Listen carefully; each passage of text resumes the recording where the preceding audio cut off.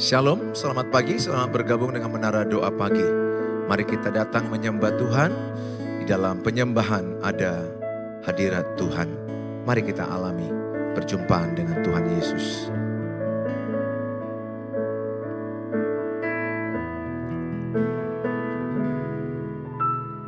Terkadang kita merasa tak ada jalan terbuka,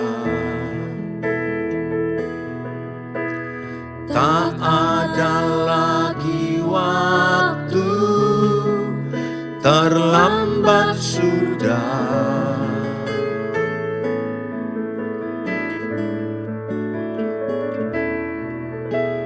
Tuhan tak pernah berdusta.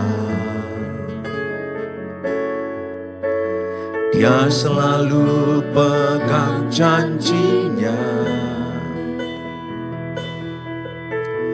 Bagi orang percaya, mujizat nyata.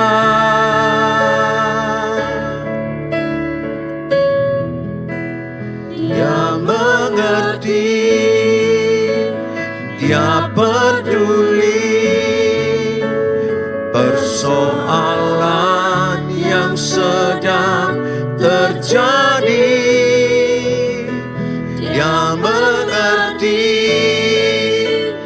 dia peduli persoalan yang kita alami. Namun satu yang dia minta, agar kita percaya sampai mujizat menjadi nyata.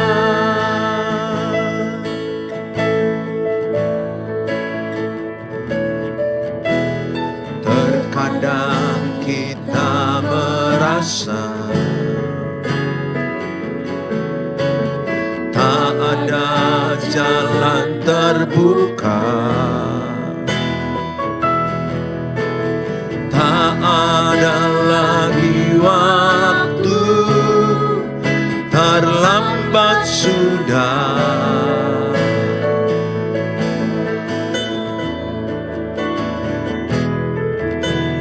Tuhan tak pernah berdusta. Dia selalu pegang janjinya. Bagi orang percaya, mujizat nyata.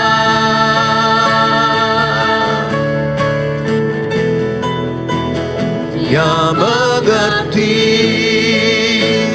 dia peduli persoalan yang sedang terjadi. Dia mengerti, dia peduli persoalan yang kita alami. Namun satu yang dia minta, agar kita percaya sampai mujizat menjadi nyata.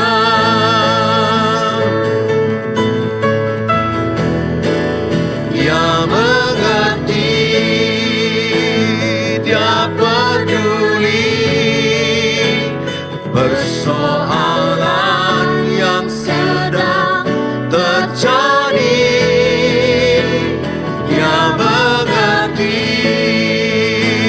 dia peduli persoalan yang kita alami. Namun satu yang dia minta, agar kita percaya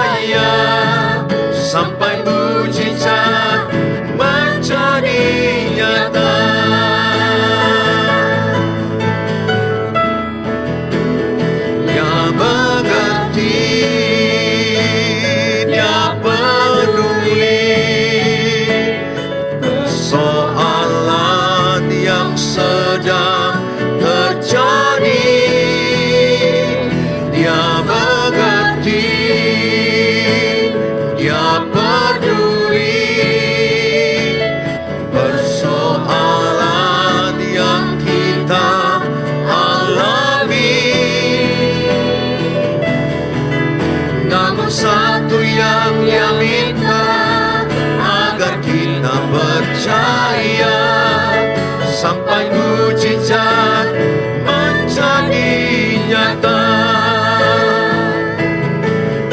Namun satu yang Dia minta, agar kita percaya sampai mujizat menjadi nyata. Namun satu yang Dia minta, agar kita percaya sampai mujizat menjadi nyata. Mari sama-sama kita datang kepada Tuhan Yesus. Mujizatnya nyata dalam hidup keluarga kita, pernikahan, kesehatan kita, keuangan kita. Mari kita muliakan Tuhan.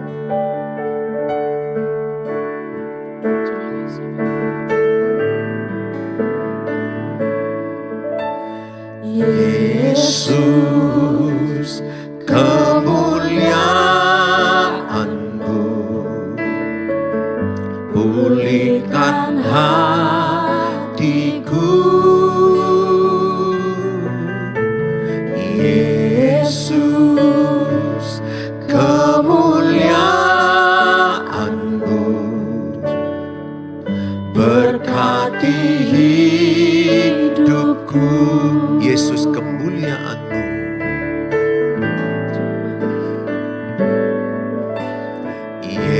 Yesus, kemuliaan-Mu, pulihkan hatiku. Yesus, kemuliaan-Mu, berkati hidupku.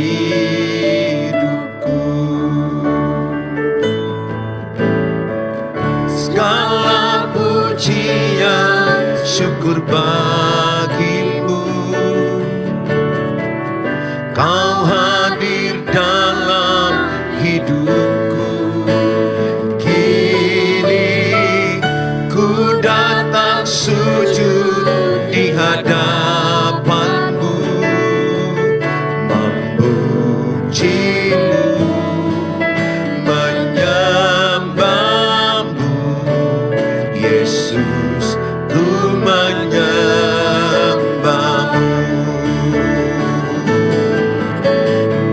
Segala pujian syukur bagi-Mu,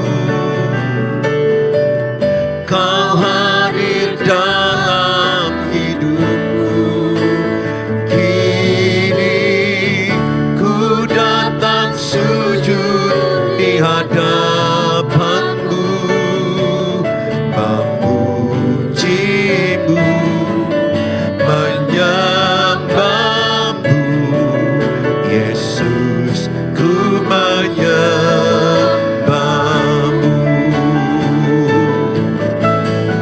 Segala pujian syukur bagi-Mu, Kau hadir dalam hidupku.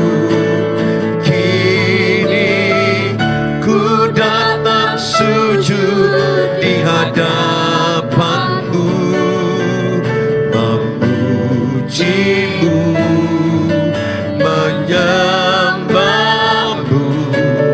Yesus, ku menyembah-Mu. Segala pujian,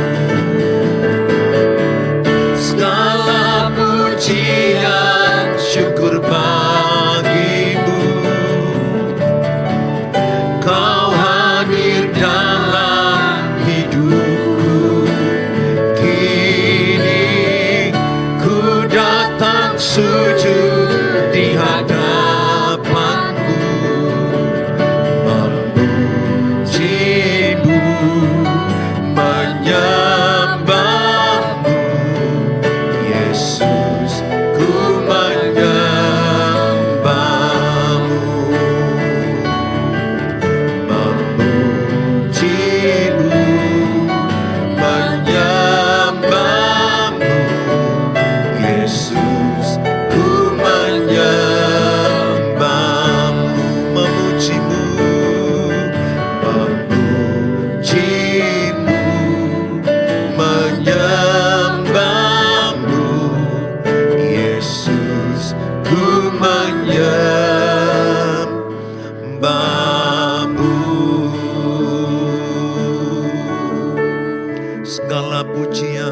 bagimu Tuhan.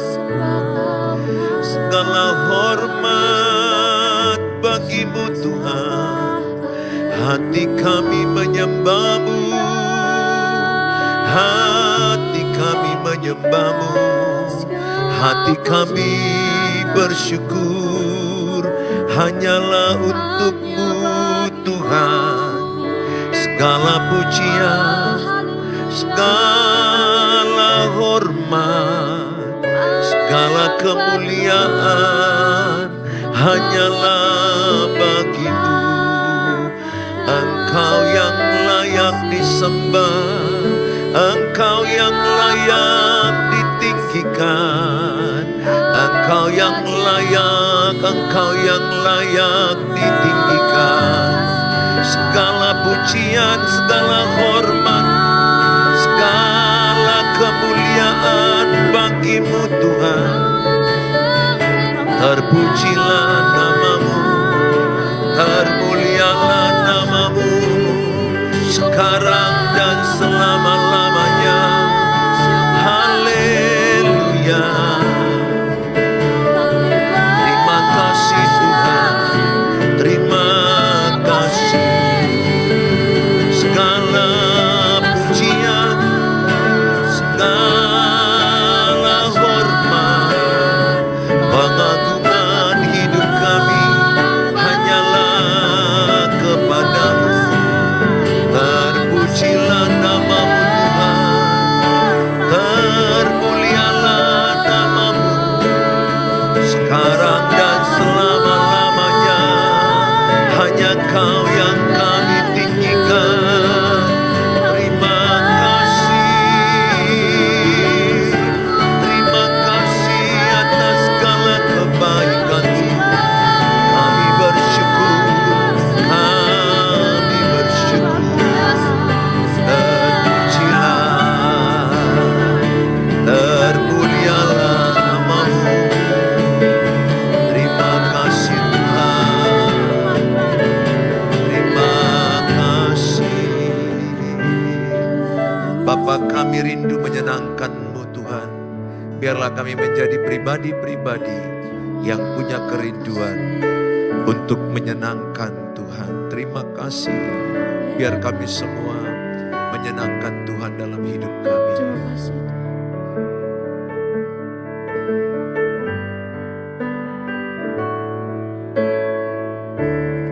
Bapakku rindu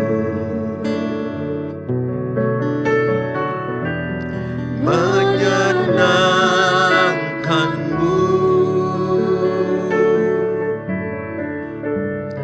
Ajarku lebih dalam untuk mengenal-Mu.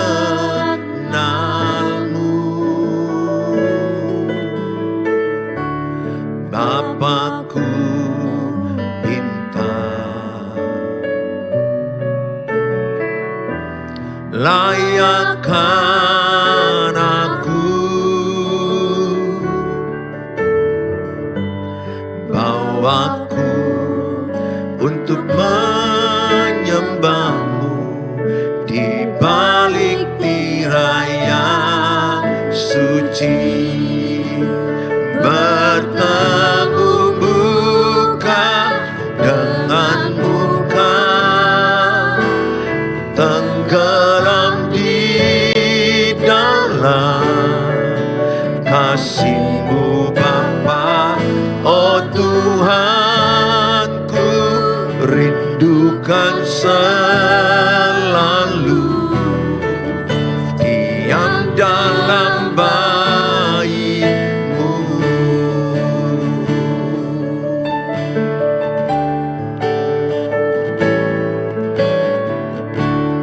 Bapakku rindu menyenangkan-Mu.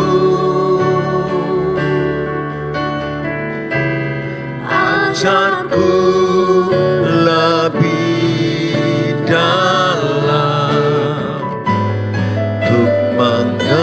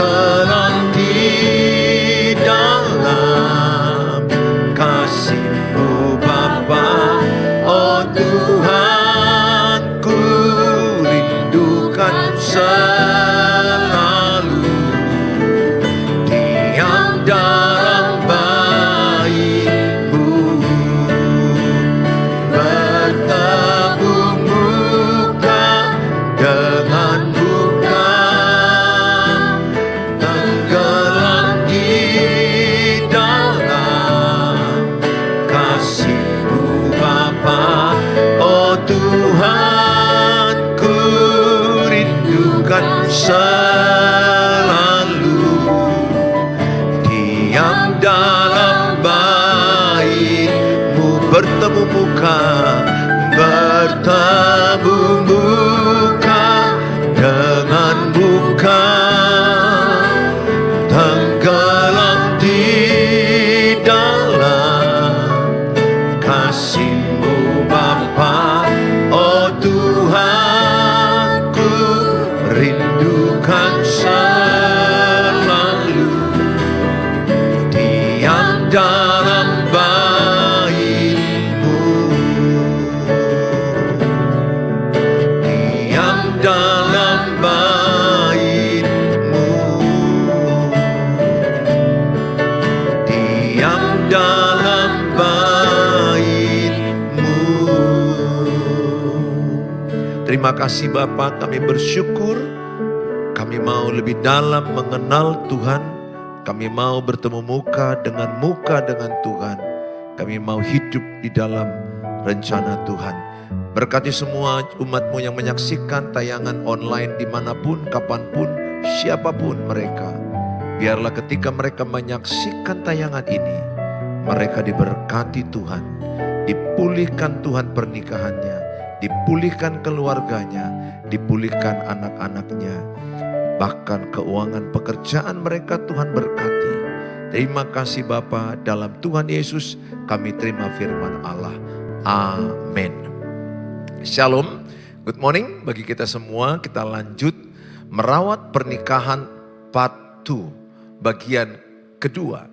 Merawat pernikahan di part 1, saya sudah jelaskan sebuah rumah kalau tidak dirawat, maka rumah itu akan berbagai macam hal yang tidak kita inginkan akan muncul. Ada sarang laba-laba, tikus, kecoak akan bertambah-tambah dalam rumah. Demikian juga taman yang indah, taman yang penuh warna-warni, kalau tidak dirawat maka tumbuh lalang, maka akan ada hal-hal yang akan terjadi yang tidak kita inginkan, sehingga hilanglah keindahan taman atau hilanglah keindahan dalam rumah kita.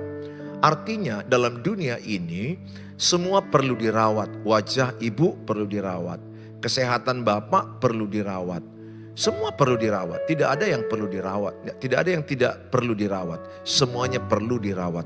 Nah, sering sekali orang lupa merawat pernikahan.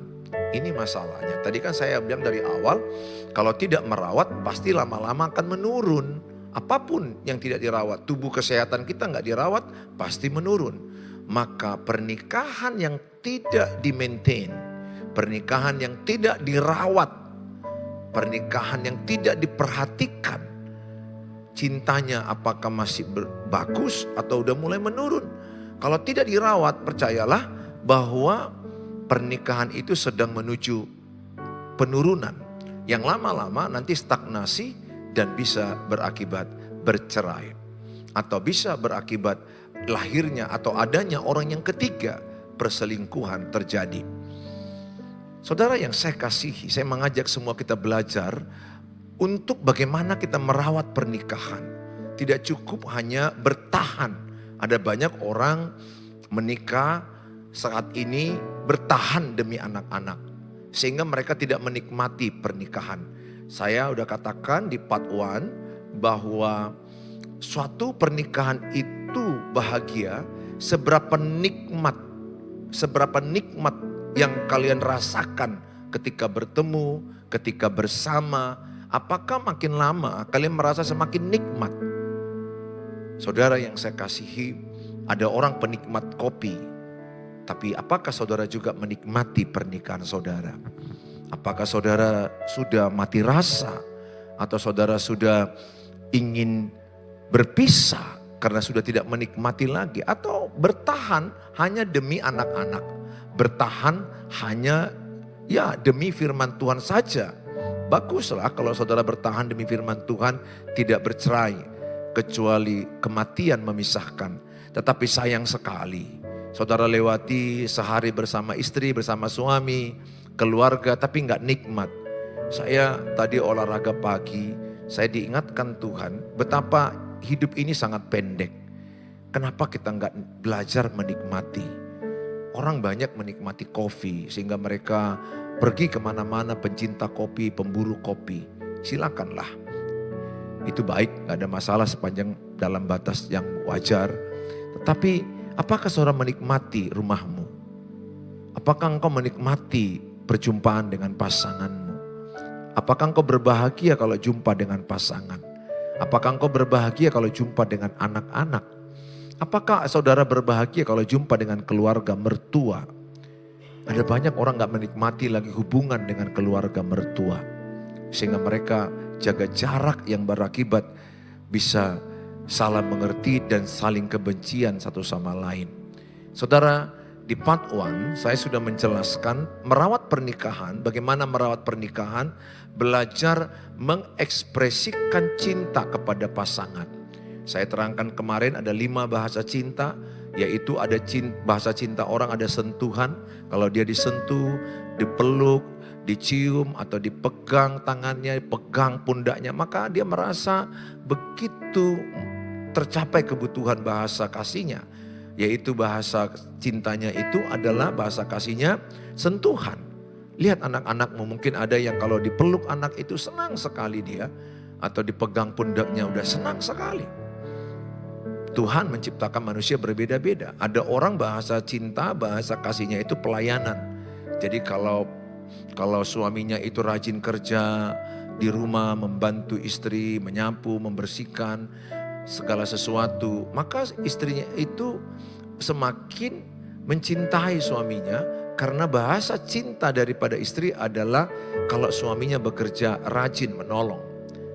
Ada orang bahasa cintanya itu pemberian, di hadiah ulang tahun pernikahan, kita memberikan kado, atau pulang kantor, bapak bawa martabak, bawa goreng, atau ibu juga memasak sesuatu di dapur, masak goreng, buat teh manis, kopi, kemudian kita kasih kepada suami, dia senang. Karena mungkin pasangan kita bahasa cintanya pemberian. Pemberian tidak harus mahal, tetapi sesuatu yang kita menyentuh hati seseorang. Kita memberikan sesuatu. Ada orang bahasa cintanya itu kata-kata, kita puji, kita akuin, kita hormati dia senang apapun karyanya. Mungkin anak-anakmu lagi sedang belajar menyuci piring, merapikan baju. Ayo kita berikan dia apresiasi, kata-kata hebat, luar biasa. Mungkin anak-anakmu bagian daripada orang yang bagian bahasa cintanya adalah kata-kata. Jadi dia senang ketika ada kata-kata pengakuan, ada pujian, itu membuat dia merasa at home. Ada orang bahasa kasihnya itu quality time. Dia suka kebersamaan berdua suami istri atau bersama keluarganya pergi holiday. Ini penting, atau sekali seminggu paling tidak suami istri pergilah dating. Pergilah berpacaran berdua. Pergilah minum kopi, pergilah ke pantai atau nonton. Rawatlah pernikahan itu. Perhatikanlah keadaan perasaan istrimu, perasaan suamimu. Dating itu artinya adalah membangun komunikasi. Sehingga mengenal pasangan kita yang terkini, update. Perasaan apa yang terjadi kepada istri. Apa yang sedang dia pikirkan, apa yang sedang membuat dia sedih. Atau dia dalam keadaan senang saja. Demikian juga istri nanya keadaan suami, bagaimana perasaan suami. Apakah suami sedang dalam keadaan susah dalam pekerjaan. Atau dalam banyak pikirannya karena ada orang yang menjatuhkan dia. Dating sangat penting, salah satu merawat cinta. Tapi sayang sekali orang kita Indonesia ini gak ngerti arti dating. Gak ngerti pacaran setelah menikah. Mereka berpikir pacaran itu ya sebelum menikah. Padahal menikah itu pacaran seumur hidup. Sehingga kita bisa berkomunikasi, banyak ngomong, menanya keadaan, menanya perasaannya. Saya melakukan itu bersama istri saya sekali atau 2 kali dalam seminggu, kami berdua pergi makan, tanya apa yang dirasakan dia, apa yang saya rasakan. Kami saling berbagi pengalaman, apa yang sedang terjadi seharian, semingguan. Penting sekali. Saya sangat sedih juga, udah suaminya datang sekali 6 bulan karena LDR, karena pekerjaan. Pulang-pulang marah. Itu yang terjadi adalah dengan keluarga di YouTube saya. Saya sangat sedih, udah pulang dari tugas luar kota 3 bulan, pulang-pulang marah sama anak-anak, marah sama pasangan. Saya bisa membayangkan rumah itu sangat sedih sekali. Padahal rumah itu adalah sorga, rumah itu adalah sukacita, damai sejahtera, kebenaran ada dalam rumah itu. Oleh karena itu saya mengajak sama saudara, kenalilah bahasa cinta, bahasa kasih pasanganmu. Apakah bahasa kasih pasanganmu sentuhan, atau pelayanan, atau pemberian, atau kata-kata, atau quality time, waktu. Lakukanlah kalau engkau sudah kenal. Kalau istri saya, bahasa kasihnya itu adalah pelayanan. Jadi kalau saya antar dia belanja, saya cuci piring, saya nyapu, hal-hal yang begitu menyenangkan dia. Jadi saya berjuang melakukan apa yang dia senangi. Karena saya ingin memiliki istri yang bahagia. Nah, demikian istri saya kepada saya. Sehingga kita saling membuat bahasa kasih kepada pasangan. Demikian juga orang tua membuat bahasa kasih kepada anak-anak masing-masing. Saudara yang saya kasihi, yang kedua adalah mempraktekkan kata saling dengan pasangan. Saling, kalau kita lihat dalam slide ini, mempraktekkan kata saling dengan pasangan. Pertama adalah saling mengampuni. Efesus 4 ayat 23. Tetapi hendaklah kamu ramah seorang terhadap yang lain, penuh kasih mesra dan saling mengampuni. Sebagaimana Allah di dalam Kristus telah mengampuni kamu. Saudara, tidak akan ada perceraian kalau pasangan itu saling mengampuni. Sangat penting saling mengampuni. Karena yang dinikahi itu adalah orang yang banyak sekali kesalahannya selama menikah. Karena yang kita nikah itu banyak kekurangan. Dia adalah orang berdosa. Roma 3 katakan semua orang sudah berbuat dosa. Yakobus 3 ayat 2, setiap orang banyak berbuat dosa. Banyak berbuat dosa itu artinya berkali-kali akan berbuat kesalahan. Paling tidak apakah dia lupa, apakah dia sengaja juga. Yang pasti yang kita nikahi itu orang yang masih hidup dalam kedagingan, yang masih ada kekurangannya, dia tidak sempurna, hidup di dalam dunia yang berdosa ini, pastilah pasangan kita itu akan ada kesalahan, ada kekurangan. Yang kita nikahi adalah orang yang tidak sempurna. Jadi ketika pasanganmu berbuat salah, jangan hanya menghakimi, kalau bisa jangan menghakimi itu tepatnya. Tapi mengampuni, bicarakan baik-baik. Apa yang ibu harapkan kepada suami. Suami bicarakan baik-baik apa yang bapak harapkan kepada istri. Percayalah semua masalah dalam rumah tangga. Kalau suami istri mau bicara baik-baik, pasti hasilnya baik-baik. Saya sudah alami itu. Kalau kami bicara baik-baik, selalu hasilnya solusi yang terbaik. Tetapi kalau kami emosi, saya emosi, istri emosi, atau istri silent, diam, maka hasilnya akan tidak baik. Oleh karena itu saya mengajak sama saudara, apapun kesalahan pasanganmu, belajarlah mengampuni. Bagaimana Pak Pendeta kalau perselingkuhan? Apakah diampuni? Ya, berselingkuh pun dia ampuni. Ingat, kita anak Tuhan Yesus berbeda dengan orang berdosa. Berbeda dengan orang dunia. Netizen saya di TikTok ketika saya katakan, kalau pasanganmu berselingkuh apakah yang kau lakukan? Dominan mereka menjawab, ya 70% menjawab, putuskan, ceraikan, putuskan, ceraikan. Sebagian ada yang menjawab, ampuni kalau dia mau bertobat sungguh-sungguh. Itu yang benar. Ampuni kalau dia mau sungguh-sungguh bertobat. Nah di Alkitab memang kita bisa bercerai karena perjinahan. Perjinahan dimaksudkan dalam Matius itu adalah kalau dia tidak mau lagi bertobat. Atau seorang istri melacurkan dirinya terus menerus kepada banyak pria. Nah kalau itu memang memenuhi Alkitab. Kita boleh bercerai. Tetapi kita nggak boleh menikah lagi. Jadi kalau bapak menceraikan istri karena dia berzina terus menerus, kata Alkitab, bapak nggak boleh cerai. Ya karena istri bapak yang melacurkan dirinya. Jadi perzinahan di Alkitab itu adalah perzinahan yang tidak mau kembali kepada kebenaran. Tidak mau bertobat. Jadi dia hidup terus dari laki yang satu, laki dua, laki tiga, laki lima. Ya kalau begitu memang ya pada masa itu di hukum Taurat wanita yang berzina itu dilempar batu. Mati di tempat. Diseret baru dilempari di lapangan. Jadi kalau sudah mati maka suaminya boleh nikah lagi. Itu sebenarnya definisi ayat itu. Perzinahan salah satu itu adalah risikonya hukuman mati, dirajam. Dilempar batu, setelah mati istrinya, maka suaminya boleh menikah lagi. Atau sebaliknya suaminya yang dilempar batu kalau suami yang berzina. Jadi ingat bahwa perceraian orang Kristen itu hanya oleh karena kematian. Nah kalau karena perzinahan, maka kalau dia berzina, selingkuhlah katakan, dan dia menyesali dan dia mau bertobat, berilah dia kesempatan.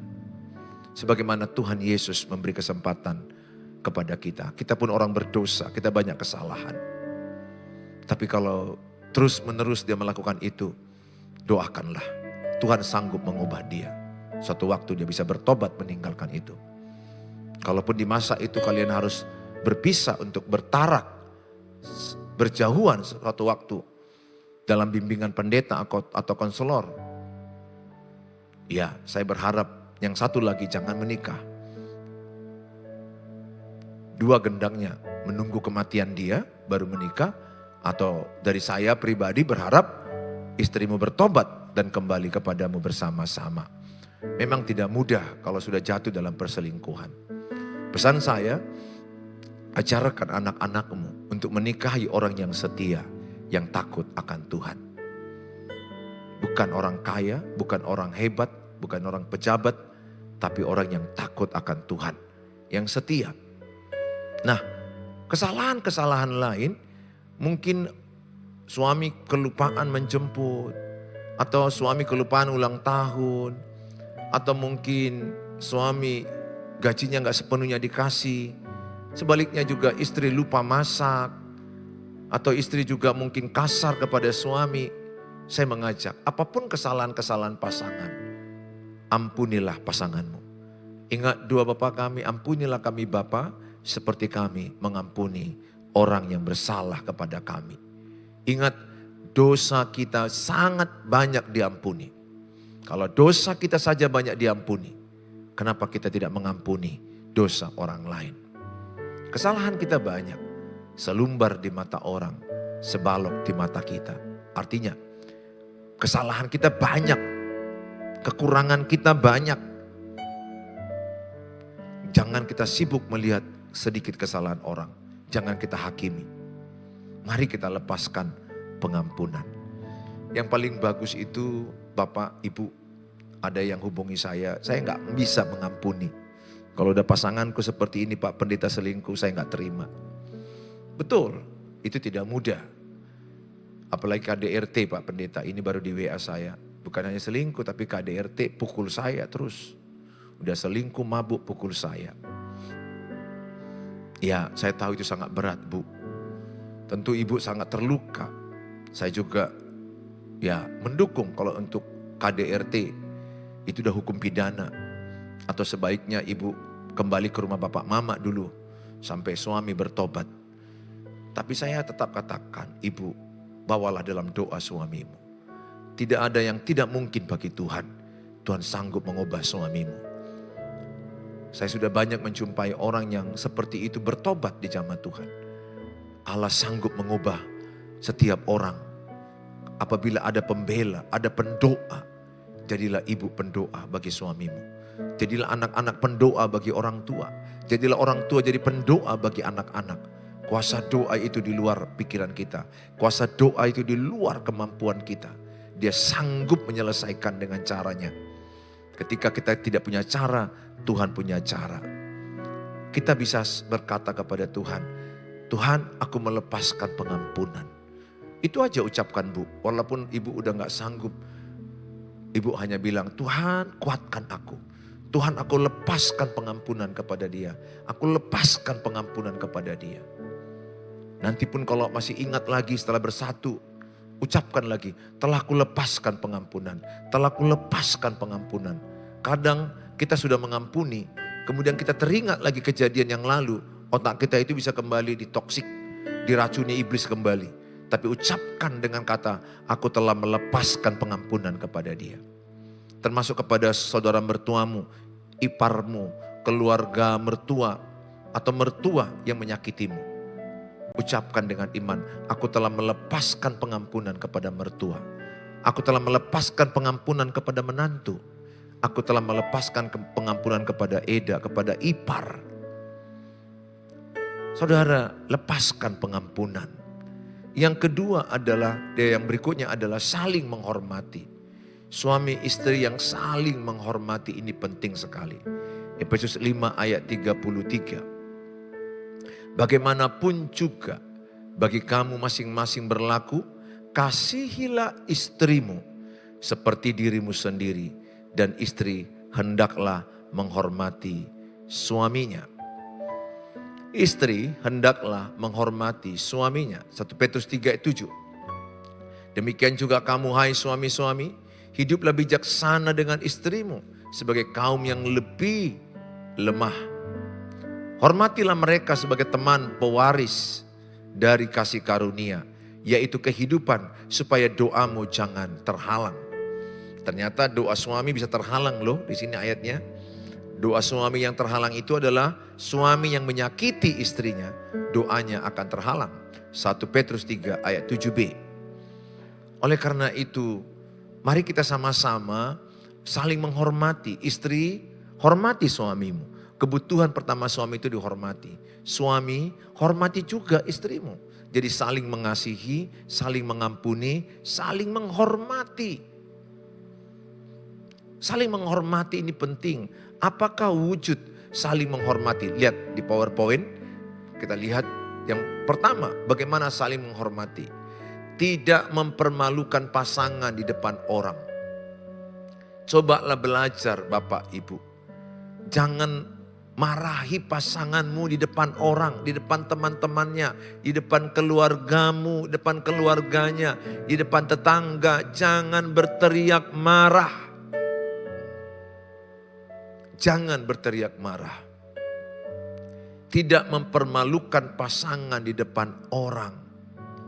Sangat penting ini Bapak Ibu. Sering saya menjumpai ada orang istri mempermalukan suaminya di depan teman-temannya. Ada juga suami yang membentak istrinya di depan teman-temannya, di depan keluarganya. Di depan keluarganya sendiri, di depan mama bapaknya, kakaknya, adiknya, istrinya dihabisi. Harusnya seorang suami melindungi istri. Membela istri. Bukan membela kesalahan di sini, tetapi pribadinya ketika Edanya menyerang dia, mertuanya menyerang dia. Saya pernah melakukan itu kepada mama saya dan abang saya, adik saya, kakak saya. Ketika keluarga kami mulai terpojok dan arahnya mulai diarahkan ke istri saya. Saya langsung kasih badan. Saya lindungi 100%. Saya habisi. Saya habisi artinya saya marah betul sama keluarga saya. Saya marah betul, jangan coba langsung marah ke istri saya. Marahi saya, karena sayalah pemimpin di rumah saya. Seorang suami itu melindungi istri. Bukan kesalahannya kita bela ya, jangan salah mengerti. Pribadinya, kan ada yang bereda ini kadang-kadang kan maki-maki edanya. Ada yang marah kadang-kadang kan tidak terkendali di luar batas. Kadang mertua juga bisa seperti itu. Nah, suami harus membela, melindungi, menjagai. Tetapi satu sisi juga setelah baikan dengan istri bersama-sama minta maaf kepada mama saya atau kepada orang mertuanya. Itu yang kami lakukan, berkunjung, berdamai kembali. Tidak ada keluarga yang tidak ada persoalan. Beripar juga rentan dengan salah mengerti, rentan dengan persepsi yang salah sehingga saling melukai, saling menghakimi. Tidak ada yang sempurna, semua juga dalam proses kesempurnaan. Jangan permalukan pasanganmu di depan orang, apalagi depan anak-anakmu. Jangan bentak anak istrimu di depan anak-anakmu. Istri, jangan bentak suamimu depan anak-anakmu. Ini sangat penting kita lakukan Bapak Ibu. Saya mengajak kita semua untuk sama-sama memahami ini, sangat penting sekali.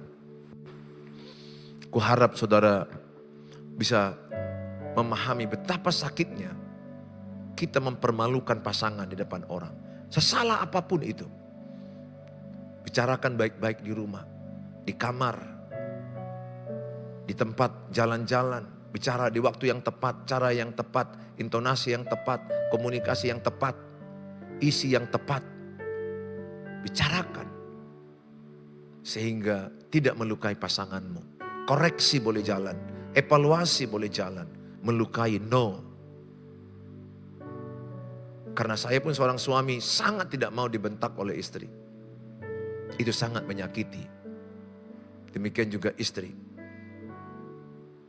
Tidak mau dibentak oleh pasangannya. Yang berikutnya, wujud saling menghormati. Menghargai jerih lelah dari usaha pasangan. Kita lihat dalam slide ini dikatakan. Menghargai jerih lelah dari usaha pasangan. Jadi kalau udah pasanganmu berusaha membawa uang dari Grab, dia bawa Grab pagi sampai malam. Mungkin yang dapat dia 150, 200, syukurlah. Terima kasih kepada Tuhan. Seberapapun gaji suamimu yang berjuang keras, syukurilah. Demikian juga suami, istri udah capek berusaha untuk masak.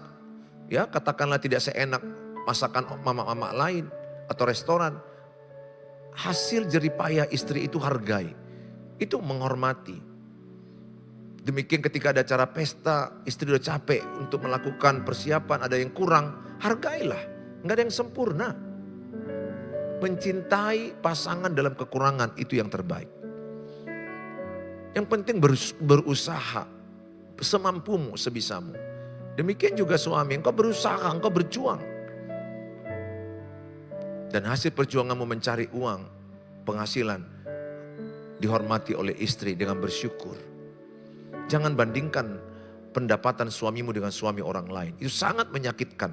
Membandingkan itu adalah racun mematikan dalam pernikahan. Mengingat-ingat kesalahan masa lalu, itu racun mematikan. Menuntut pasangan, itu racun mematikan. Betul-betul dalam pernikahan itu ada racun yang perlu dibuang dari pernikahan itu. Hargailah jerih lelah dari usaha pasanganmu. Kalau dia sudah berusaha, hormatilah usaha itu. Dengan katakan terima kasih, mama hebat, papa hebat. Baru bisa kasih masukan. Bagaimana mah kalau kita buat seperti ini? Bagaimana pak kalau kita buat seperti ini? Bukan gak boleh ngasih masukan. Tapi sesudah kita hargai, baru kita kasih masukan. Tidak membandingkannya dengan orang lain. Sikap menghormati istri. Tidak membandingkan istrimu dengan istri orang lain. Tidak membandingkan suamimu dengan suami orang lain. Tidak membandingkan anak-anakmu nomor 1, 2, 3. Tidak membandingkan anak-anakmu dengan keponakanmu. Dengan tetangga, dengan orang lain.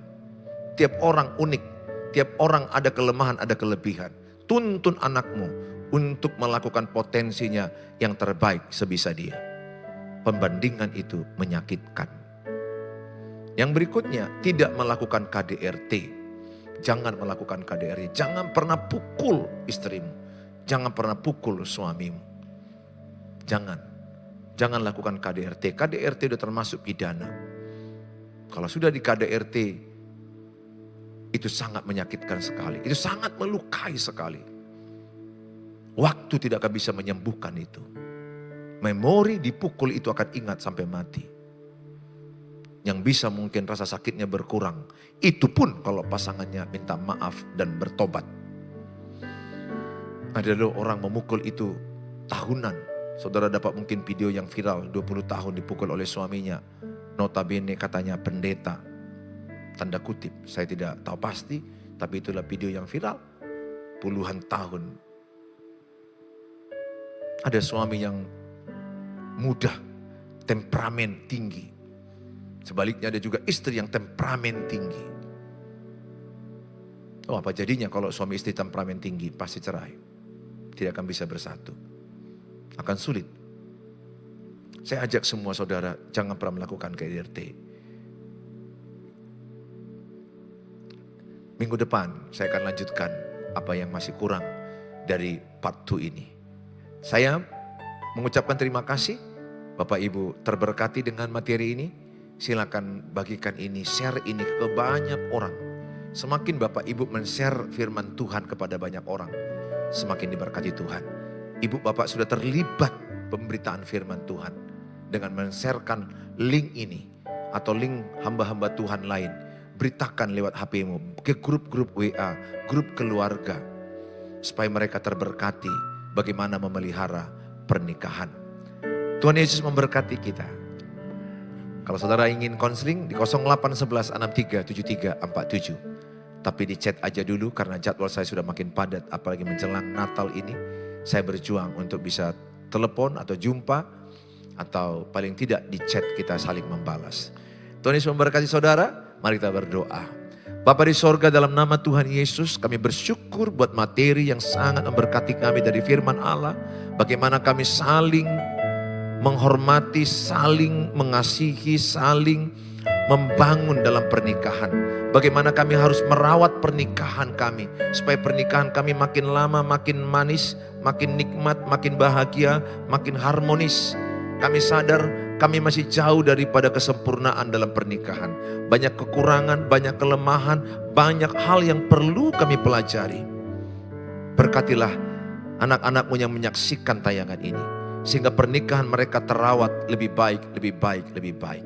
Kalau pernikahan terawat lebih baik, anak-anak tentu juga lebih baik, lebih baik, lebih baik. Pernikahan yang sehat melahirkan anak-anak sehat. Pernikahan yang kuat melahirkan anak-anak yang kuat. Oleh karena itu hamba mau berdoa, mampukanlah Bapak Ibu yang menyaksikan ini untuk melakukan kebenaran firman Allah. Kuatkanlah yang lemah, berikanlah semangat kepada yang putus asa. Terpujilah Engkau Tuhan Yesus sekarang dan selama-lamanya. Mereka yang sakit juga kami doakan supaya Tuhan mengurapi obat-obat yang mereka makan. Jadilah kesembuhan bagi mereka. Mereka yang berkesusahan keuangan pekerjaan, Tuhan menolong mereka sehingga usaha dan keuangan pekerjaan mereka bisa mengalami pemulihan kenaikan oleh karena pertolongan Tuhan. Terima kasih Bapa, berkati semua kru tim yang ada bersama-sama Menara Doa Pagi. Kami tetap bisa membawa suara Tuhan lewat acara Menara Doa Pagi. Dalam nama Tuhan Yesus kami berdoa. Haleluya. Amin. Silakan Bapak Ibu tulis di mana Bapak Ibu berada dan apa topik doa. Nanti tim kami akan membantu dalam menjawab dan mendoakannya. Tuhan Yesus memberkati. Sampai jumpa di waktu yang akan datang. Shalom. Bye-bye.